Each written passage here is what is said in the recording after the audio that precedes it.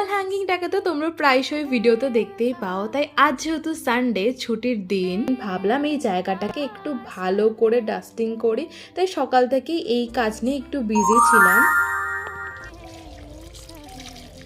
আর আকাশ দেখেই তো দেখো মনেই হচ্ছে পুজো আসবে আসবে, তাই আমার কিন্তু পুজোর শপিংও শুরু হয়ে গেছে। তোমরা কারা কারা পুজোর শপিং শুরু করলে কমেন্ট সেকশনে অবশ্যই জানিও।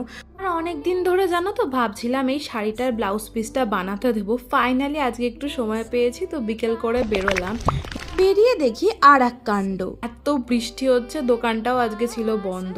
আর এত সুন্দর সুন্দর কৃষ্ণনগরের পোস্ট অফিসের মোড়ে গোলাপ ফুলগুলো দেখছিলাম না, তাই আমিও আমার জন্য একটা নিয়েই নিয়েছি। আর বৃষ্টি তো পড়ছিল, বৃষ্টির জন্য অনেকক্ষণ আটকেও ছিল, আমার একটু খিদে খিদে পাচ্ছিল, তাই চলে এসেছি এখানে বাও মোমোতে। একটা কম্বো ছিল, তো ওই কম্বোটাই নিয়ে নিয়েছি।